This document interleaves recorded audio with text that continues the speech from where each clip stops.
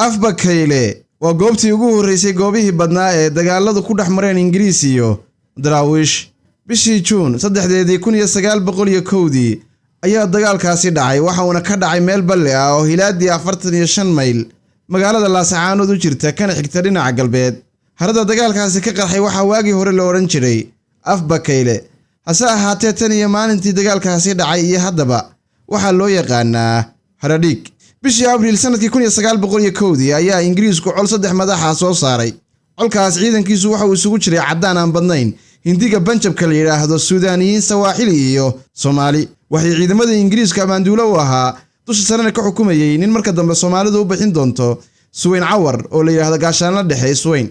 Ciidanka gumaysiga iyo waxa uu cagaha ku jiidanayay waxay kala fadhiyeen Wadaamagoy iyo Burco.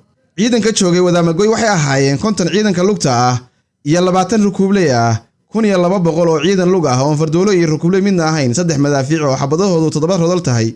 ciidanka labaad ee Burco fadhiyayna waxay ka soo kicitameen waxayna u soo ruqansadeen Wadaamagoy waxayna tiradoodu ahayd 400 oo ciidanka lugta ah iyo 50 kale oo ciidanka rukuubleyda ah.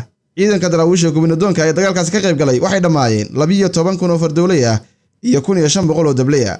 Faradhidin waa goobtii labaad ee kamid ahayd goobaha caanka ah ee Daraawiish iyo Ingiriis isku arkeen. Waa meel dhul dooxeed ah, buuraha hawdka dhexdooda ah oo 4 dul leh, gees walbana waxa ka xiga booq bannaan oo laga galo lagana baxo. Dagaal baan ayaa ka dhacay wuxuuna dagaalkaasi ka dhacay hawdka Garowe iyo Laascaanood u dhaxeeya. Sababta duulaankani waxa lagu sheegay in gumaysiga Ingiriisku ogaaday Daraawiishta xooggeeda dabkeeda tirada ragga u dagaalamaya iyo fardahooda. Wuxuuna goostay in xaruntooda uu ku weeraro iyagoo warmaqabta ah, dabadeedna waxa uu qalqaliyay duulaan lixaad leh oo ka kooban ciidankii Afbakayle ka dagaalgalay iyo mid lagu soo kordhiyay. Waxa uu xog ku helay xaruntu inay degan tahay Faradhidin oo 50 mayl Laascaanood xagga bari kaga xigta. Duulaanka halkaas ayuu ku ekay. bishii Luulyo 16 ayaa colkii Ingiriisku goor ah meesha xarunta Daraawiishtu ahayd soo weeraray. Hase ahaatee habeenkii gelinkiisa hore ayay Daraawiishi ka guurtay kana xawan qaadatay. Beerdhiig waa goobtii saddexaad oo goobaha waaweyn ka mid ahayd. Waxay ka dhacday meel la yiraahdo Xodayo oo gaalkacyo waqooyi ka xigta una jirta hilaadii 70 mayl. Duulaanka saddexaad waxa loo habeeyay si ka duwan habkii duulaanadii hore. Xiribtii iyo xeeladii cadowga aad bay u sareysay. Amaanduulayaasha ciidanka gumaystuhu waxay go'aamiyeen in Daraawiish duulaan 3 madax ah loo saaro si aanay dhinacna ugu qixin. Midka koobaad waxay qorsheeyeen inuu badda maro oo hobyo ka dago, dabadeedna mudug iyo ceelcad ka soo baxo oo Daraawiish dhinaca koonfur ka weeraro. Midka labaadna waxay u qorsheeyeen inuu Berbera ka ambabaxo oo wadada Buuhoodle maro, Daraawiishna dhinaca waqooyi ka weeraro. Midka saddexaadna inta Jigjiga ka ambabaxo oo wadada Dhagaxbuur qaado, dabadeedna Daraawiish dhanka galbeed iyo Doollo uu ka weeraro.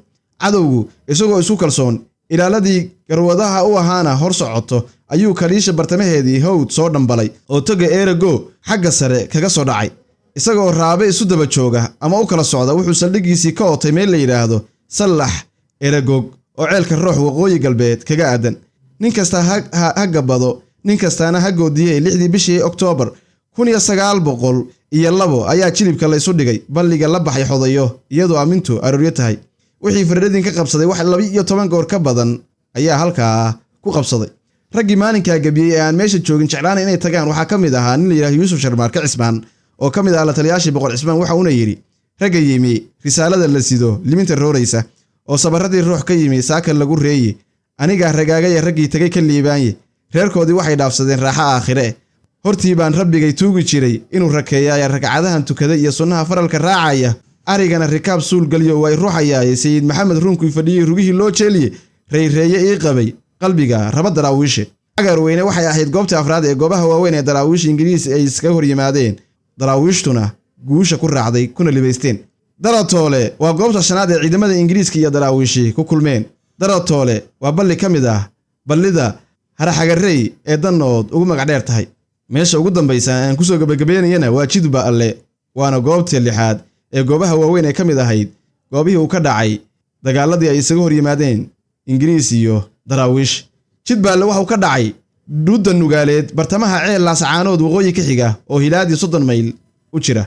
Waxaan ahay Maxuudiin Cabdi Nabaadino.